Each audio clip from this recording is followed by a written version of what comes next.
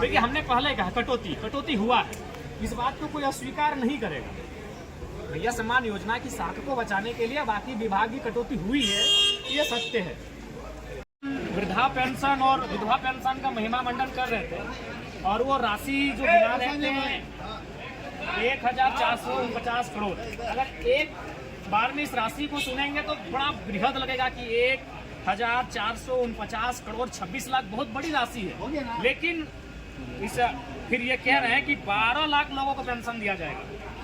तो मान के चलिए उस राशि को अगर हम 12 लाख से डिवाइड करते हैं तो रिजल्ट आता है माफ कीजिएगा 1,44,926। और फिर उसको 12, चूंकि एक साल में 12 महीने होते हैं और बजट एक साल के आता है, फिर अगर उसको 12 से डिवाइड देते हैं तो रिजल्ट आता है 1,006 रुपये। यानी सुनने में क्या लगा 1,449 करोड़ 26 लाख, लेकिन जब उसको भाग देने लगे तो रिजल्ट कितना आया 1,006 रुपये। तो पेंशन तो वही है, 1,000 रुपये ही तो पेंशन है। लेकिन देखिए महिमा मंडन कैसा होता है, क्या बजट में दर्शाया गया 1,449 करोड़ 26 लाख दिव्यांग खुश, वृद्धा खुश, विधवा खुश। लेकिन जब उसको अध्ययन करते हैं, उसको भाग देते हैं तो रिजल्ट आता है 1,006 रुपये मासिक। वही तो है। तो इसलिए बजट में मैया सम्मान योजना पर विशेष फोकस रहा है, उसके अलावा कृषि पर फोकस रहा है। उसके अलावा अगर आप कहें हेल्थ पे बात की जाए, नए सृजन पे बात की जाए, युवाओं पे बात की जाए तो विशेष नहीं रहा। बाकी आप सबों का धन्यवाद। प्रत्येक दिन मैया सम्मान योजना कैसे देखते हैं? देखिए, हमें लगता है ये राज्य को विशेष दिन ये योजना टिक नहीं पाई, क्योंकि इसी बार क्या बजट में देखिए और पिछले बजट में जाके देखिए, मैया सम्मान की योजना की राशि को जिस विभाग के माध्यम से सुपुर्द किया जाएगा बहुत ज़्यादा उछाल आया है परसेंटेज में। बाकी जो विभाग थे उनमें तनिक कटौती भी की गई है। तो ऐसा आगे भी आपको देखने को मिलेगा कि बाकी जरूरत विभाग है जैसे शिक्षा, स्वास्थ्य, श्रम नियोजन, उन विभागों में कटौती होगी और मैया सम्मान योजना जो सरकार की साख बन चुकी है उसे बरकरार रखने के लिए प्रयास किया जाएगा। धन्यवाद। सरकार लगातार ओवरऑल अपना पीठ थपथपाते नजर आ रही है इस बजट में। देखिए, ओवरऑल हम भी यही कहेंगे, जब तक आपकी कार्यपालिका क्रियान्वयन ठीक से नहीं कराएगी कार्यों का, तब तक आप कितना भी पीठ थपथपा ले कोई फर्क नहीं पड़ेगा।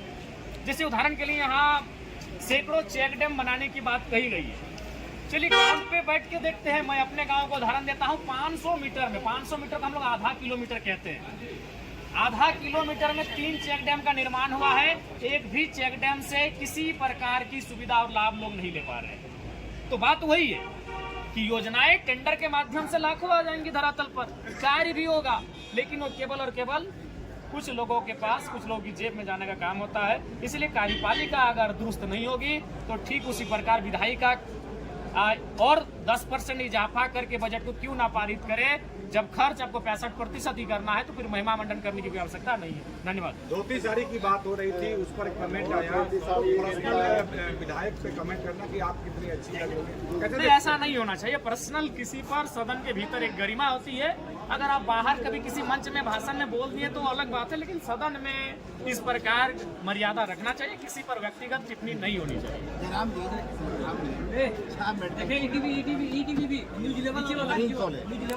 और टेक्निकल यूनिवर्सिटी जाने की बात। देखिए, उसके लिए आपको ग्राउंड में सर्वे कीजिए। मैं जिस विधानसभा से आता हूँ वहाँ बहुत सारे कॉलेज, बहुत सारे स्वास्थ्य केंद्र बने हैं, लेकिन स्वास्थ्य केंद्र में डॉक्टर नहीं है और स्कूलों कॉलेजों में शिक्षक नहीं है। केवल वो टेंडर का काम आता है। जो विधायक है, मंत्री हैं, जो उनके करीबी हैं, उनको टेंडर सुपुर्द किया जाता है। इसलिए मैंने कहा कार्यपालिका दुरुस्त होगी तभी इस बजट का लाभ होगा, और नहीं तो फिर ये बजट उसी प्रकार से योजनाएं धरातल पर जाएंगी, काम होगा, फाइलें बनेंगी और फिर चलते चलते एक मात्र पुलिस कर्मियों के लिए वहाँ पे खड़े हैं। वो लोग कह रहे हैं कि मैया सम्मान योजना की तो बात हो रही है, ठीक है, तो कैमरे पे बोलेंगे नहीं, तो क्या इसी सम्मान योजना में हमारा दोपहर का खाना नाश्ता का पैसा चला गया, क्या नहीं मिल रहा है? ना देखिए, हमने पहले कहा कटौती हुआ है, इस बात को कोई अस्वीकार नहीं करेगा। मैया सम्मान योजना की साख को बचाने के लिए बाकी विभाग की कटौती हुई है, ये सत्य है।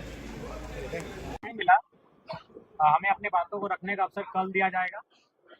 और जहाँ तक बजट का प्रश्न है, निसंदेह विगत वर्ष की तुलना में इस बार का बजट में बढ़ोतरी हुआ है, लेकिन प्रश्न यही है कि बजट तो पारित हो जाते हैं, बजट सुनने में, पढ़ने में, लोगों को बताने में भी बहुत अच्छा लगता है। लेकिन धरातल और सच्चाई में विगत 25 वर्षों के बजट का अध्ययन करके आया हूँ। इस बार का व्यय चूंकि अभी तक प्राप्त नहीं हुआ है, 2023-24 में कुल योग था 1,41,498 करोड़। इसमें खर्च किया गया था 1,07,920 करोड़। उससे पूर्व प्रत्येक वर्ष का जो बजट है उसमें कुल योग, मूल बजट, प्रथम अनुपूरक बजट, द्वितीय अनुपूरक बजट, तृतीय अनुपूरक बजट, उसका कुल योग बजट का होता है। उस राशि और खर्च की गई जो राशि का अगर आप अध्ययन करते हैं तो हमें लगता है बहुत सारी राशियां छूट जाती हैं। तो सवाल यह होता है कि विधायिका यानी माननीय वित्त मंत्री महोदय, सरकार का बजट विधायिका के माध्यम से पारित तो हो जाता है, लेकिन कार्यपालिका अपनी शक्तियों का वास्तविक रूप से निर्वहन ठीक से नहीं कर पाने के कारण इस बार भी जो विगत वर्ष है वित्तीय, उसमें मात्र 65% हम लोग खर्च कर पाए हैं, जो कि काफ़ी चिंताजनक विषय है। और महत्वपूर्ण विषय, चूँकि हम लोगों ने मैया सम्मान योजना पर काफ़ी फोकस किया, चलिए अगर उसके नाते नारियों का उत्थान होता है तो स्वागत है, लेकिन कहीं ना कहीं युवाओं के रोजगार की बात कही जाए तो इसमें भी सरकार का स्टैंड साफ नहीं है। उसके लिए आप देखेंगे हमारा जो स्थापना व्यय होता है, जिसमें पिछले वित्तीय बजट और इस वित्तीय बजट में विशेष कोई अंतर नहीं है। इसका मतलब सरकार रोजगार को लेकर, युवाओं के भविष्य को लेकर विशेष चिंतित नहीं है। दूसरी बात, आज अगर राज्य में सबसे ज़्यादा चर्चा सदन में किसी विषय पर हुआ तो स्वास्थ्य को लेकर हुआ। अगर स्वास्थ्य की अगर हम बात करें तो नेशनल हेल्थ पॉलिसी 2017 कहती है कि किसी भी राज्य का जो स्वास्थ्य पर बजट होना चाहिए वो कम से कम न्यूनतम 8% होना चाहिए, लेकिन हमारे राज्य का स्वास्थ्य पर जो बजट है वो 5.6% है, जो कि चिंताजनक विषय है। मैं आपके माध्यम से, लोकतंत्र के चौथे स्तंभ के माध्यम से सर्वप्रथम माननीय स्वास्थ्य मंत्री को ये संदेश दूंगा कि वो सबसे पहले प्रयास ये करें कि रिम्स के तर्ज पर, क्योंकि आज के दौर में रिम्स का वजन काफ़ी ज़्यादा हो चुका है, रिम्स के तर्ज पर कम से कम प्रत्येक प्रमंडल में एक अस्पताल का निर्माण हो। ये मैं स्वास्थ्य मंत्री विभाग के माध्यम से संदेश देना चाहूँगा। और बिल्कुल स्वास्थ्य के बजट में कहीं ना कहीं कटौती है, जो कि नेशनल हेल्थ पॉलिसी 2017 भी कहती है कम से कम न्यूनतम 8% होना चाहिए, जो कि हमारी सरकार उस दिशा में फॉलो नहीं कर रही है। उसके धन्यवाद। मिला, हमें अपने बातों को रखने का अवसर कल दिया जाएगा।